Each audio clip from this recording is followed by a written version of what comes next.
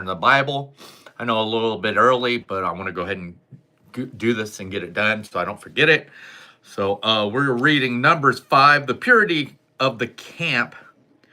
And as soon as we get some time in here, we'll let some people start to come in and start reading. So hopefully we'll be able to go ahead and get this chapter out of the way for tonight.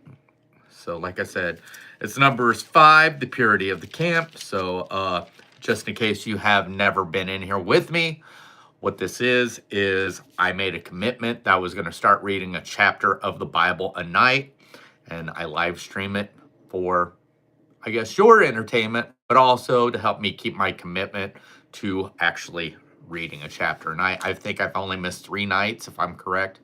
So, but here we go with Numbers 5, the purity of the camp.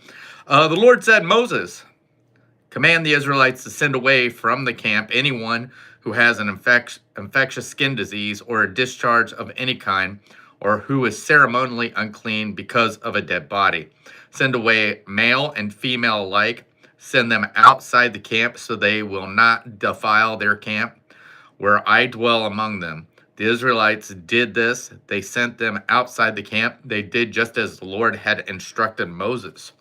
Restitution for wrongs. The Lord said to Moses, say to the Israelites, when a man or a woman wrongs another in any way, and so is unfaithful to the Lord, that person is guilty and must confess their sins he has committed. He must take full restitution for his wrong, add 1/5 to it, and give it to all the persons he has wronged. But if that person has no close relatives to whom restitution can be made for the wrong, the restitution belongs to the Lord and must be given to the priests along with the ram with which atonement is made for him. All the sacred contributions the Israelites bring to a priest will belong to him. Each man's sacred gifts are his own, but what he gives to the priest will belong to the priest. Next up, the test for an unfaithful wife.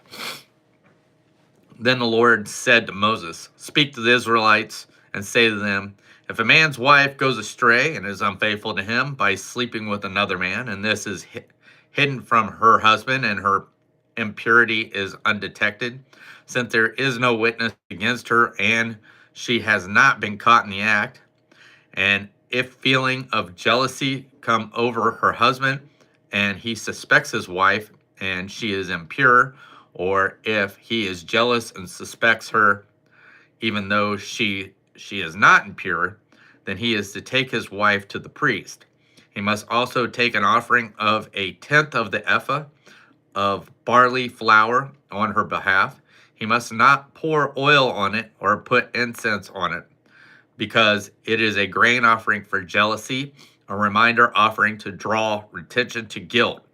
The priest shall bring her and have her stand before the Lord.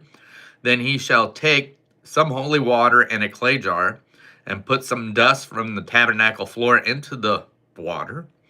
After the priest has had the woman stand before the Lord, he shall loosen her hair and place in her hands the reminder offering, the grain offering for jealousy, while he himself holds the bitter water that brings a curse.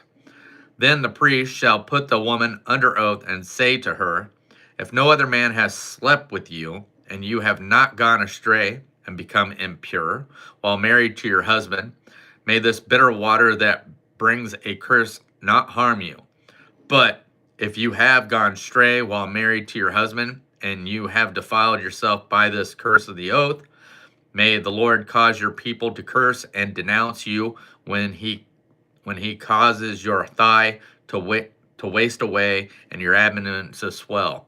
Make this water that brings a curse enter your body so that your abdomen swells and your thighs waste away. Then the woman is to say, Amen, so be it. The priest is to write these curses on scrolls and then wash them off into the bitter water. He shall have the woman drink the bitter water that brings a curse. and his water will enter her and cause bitter suffering. The priest is to take from her hand the grain offering for jealousy, wave it before the Lord, and then bring it to the altar. The priest is to then take a handful of the grain offering as a memorial offering and burn it on the altar. After that, he is to have the woman drink the water.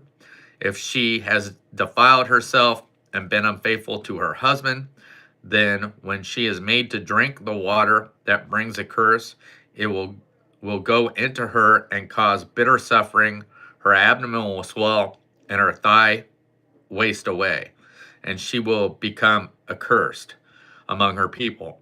If, however, the woman has not defiled herself and is free from impurities, she will be cleared of guilty and will be able to have children.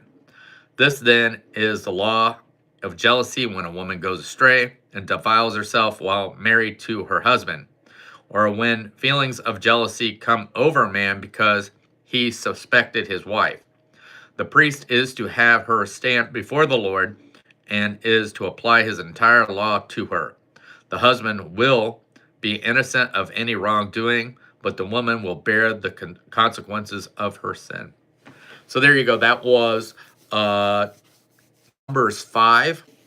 So starting tomorrow, we'll read number 6, the Nazarite. So thank you guys for joining me. I hope y'all have a good night, and I hope you come back for number 6 with me tomorrow night. But other than that, we'll see you later. Bye.